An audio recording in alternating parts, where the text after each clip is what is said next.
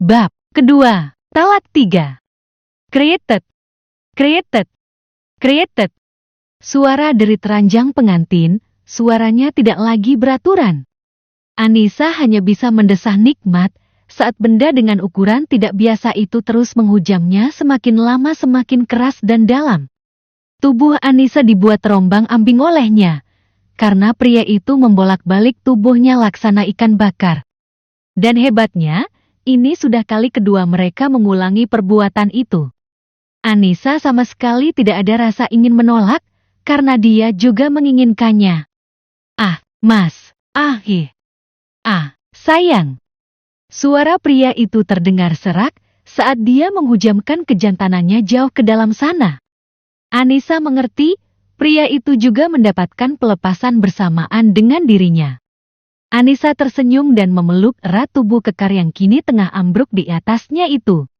Anissa mengerti, mereka sama-sama merasa lelah. Pria itu perlahan menggeser tubuhnya ke samping dan mencabut kepemilikannya. Deru nafas pria itu masih terdengar jelas, dan lambat laun digantikan dengan suara dengkuran halus. Anissa perlahan menggeser tubuhnya dan tidur di lengan pria itu. Anissa juga menarik selimut untuk menutupi tubuh telanjangnya bersama pria itu. Tidak berapa lama kemudian, Anissa pun ikut terlelap. Sudah hampir jam 12 malam. Anissa pasti sedang menungguku. Aku ke kamar dulu ya, ujar Hendra. Ciyi, yang mau belah duren. Live streaming dong. Ledek Sandi. Pukat. Hendra memukul pelan bahu sahabatnya itu. Kalian tidurlah. Kamar tamu ada di bawah, ujar Hendra. Mau ikut ke kamarmu boleh? Canda Riko. Anak aja, jawab Hendra sembari beranjak pergi. Ruang tengah tampak begitu sepi, semua keluarga Hendra sudah tertidur begitu juga dengan keluarga Anissa. Hendra tersenyum saat dirinya perlahan menaiki anak tangga satu persatu. Ceklek. Kenapa kamarnya gelap sekali? Apa Anissa malu karena memakai baju itu? Sehingga dia mematikan lampunya. Aku sudah tidak sabar ingin melihatnya memakai baju itu. Dia pasti kelihatan cantik dan seksi. Hendra senyum-senyum sendiri membayangkannya. Cetet-tetet. Senyum Hendra yang semula mengembang sempurna, mendadak lenyap saat melihat Anissa tengah tidur di pelukan pria lain. Tubuh pria itu gemetar, karena merasa tidak percaya dengan apa yang dia lihat. Meski dia minim pengalaman dalam urusan ranjang, tapi dia tidak bodoh untuk mengerti segalanya. Dia tahu betul apa yang sudah terjadi saat ini. Pakaian yang berserakan, tubuh Anissa dan pria asing yang telanjang. Hendra bisa mengerti kalau istri yang dia cintai sudah ditiduri oleh pria lain. Ledakan amarah yang bersarang di dada Hendra saat ini, benar-benar sudah tidak bisa dia bendung lagi. Dengan tubuh gemetar dan suara bergetar, Hendra berteriak sangat keras, hingga membuat semua orang terbangun dari tidurnya. Ania hardik Hendra dengan suara menggelegar. Tentu saja, suara itu mampu membuat Anissa terbangun dari tidur lelapnya. Anissa seperti orang kebingungan. Beraninya kamu di malam pertama kita tidur dengan pria lain? Gigi Hendra bergemeratuk. Epi. Kata-kata Anissa terhenti saat melihat seorang pria tampan tidur lelap di sampingnya. Kekike.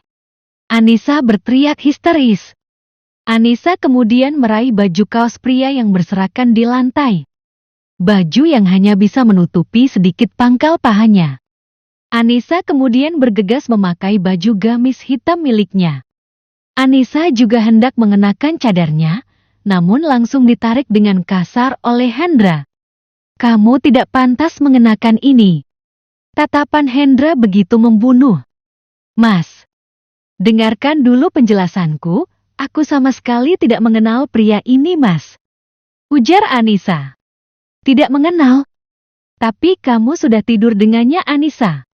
Ujar Hendra penuh emosi. Sungguh mas, aku berani bersumpah, aku tidak tahu kenapa dia bisa ada di sini. Anissa terisak. Kamu, ada apa ini? Kenapa malam-malam malah berteriak seperti orang gila? Tanya Gondyo. Iya, Hen. Malu didengar tetangga. Apa malam pertama kalian mendapat masalah? Tanya Marni sembari terkekeh. Gondyo dan Sang Besan mengerutkan dahinya saat melihat pria asing di dalam kamar anak dan menantunya. Siapa dia? Tanya Gondyo. Sebaiknya kalian tanyakan saja padanya. Kenapa di malam pertama kami, dia malah tidur dengan pria lain? Jawab Hendra. Apa? Semua orang yang ada di situ tampak terkejut. Anissa benar-benar malu saat ini. Anissa menarik kain cadar yang dipegang oleh Hendra dan segera mengenakannya. Anissa, apa yang terjadi sebenarnya? Apa benar kamu sudah tidur dengan pria lain? Tanya Rahmat. Wallahi, Pak. Aku benar-benar tidak tahu. Kalau aku melakukan itu bukan dengan Mas Hendra. Aku benar-benar tidak tahu. Hiks. Omong kosong. Apa kamu tidak bisa mencari alasan yang lain? Aku pikir kamu gadis baik-baik. Tapi ternyata kamu tidak bedanya dengan wanita murahan. Hardik Hendra. Tidak, Mas. Aku mohon jangan katakan itu. Aku sangat mencintaimu, Mas. Aku tidak mungkin mengkhianatimu. Ujar Anissa. Tapi pada kenyataannya, kamu sudah mengkhianatiku, Anissa. Kamu membawa pria asing ke dalam kamar pengantin kita. Ujar Hendra. Wallahi, Mas, aku tidak melakukan itu dengan sengaja. Hiks. Ujar Anissa terisak. Jangan bawa-bawa nama Tuhan. Mulutmu dengan perbuatanmu sama sekali nggak pantas menyebut nama Tuhan. Harusnya aku merajam pezina sepertimu. Hardik Hendra. Kedua orang tua Anissa sangat malu dengan kejadian ini. Mereka bisa melihat tatapan mata orang tua Hendra sangat menghunus. Anissa. Mulai hari ini, kamu bukan istriku lagi. Ucap Hendra. Mas, aku mohon jangan lakukan itu, Mas. Hiks. Aku talak kamu dengan talak 3. Jeder. Perkataan Hendra seperti sambaran petir bagi Anissa. Tubuh wanita itu sampai merosot di lantai dengan tangis yang pecah. Besok aku akan mengurus surat perceraian kita di pengadilan. Kalian bisa tinggal di sini selama sidang berlangsung. Ujar Hendra. Mendengar itu Anissa langsung bangkit dari lantai. Kami tidak butuh belas kasihanmu. Cerai ya cerai saja, kenapa harus mengasihani kami? Kami tidak butuh belas kasihan orang yang egois, yang sama sekali tidak bijak sepertimu. Ujar Anissa. Bijak? Jadi kamu menyuruhku untuk memaklumi semua perbuatanmu itu? Maaf saja, bagiku sekali barang bekas, tetap saja barang bekas. Ucapan Hendra begitu menusuk hati Anissa. Hendra benar-benar mempermalukan Anissa di depan semua orang, tak terkecuali di depan para sahabatnya. Lihatlah pria yang kamu tiduri itu. Di punggungnya memiliki tato naga yang sangat besar. Jadi pemuda berandalan seperti dia seleramu. Kamu pasti sangat menikmati saat dia menggaulimu tadi. Hendra tersenyum penuh ejekan. Apa sudah cukup kamu menghinaku? Kamu mengerti agama.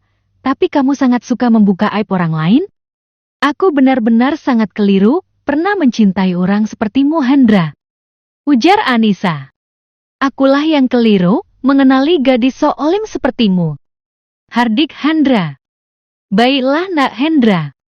Berikan kami waktu untuk beberes. Sudah cukup kamu menghina putriku. Meskipun dia bersalah, kamu juga tidak berhak mempermalukannya seperti ini. Bu, bereskan pakaian kita. Ujar Rahmat pada Mashito istrinya. Mashito keluar dari kamar itu sembari meneteskan air mata. Sementara pria bertato itu masih tampak tidur dengan damai. Tanpa mereka sadari, seseorang menyeringai penuh kemenangan.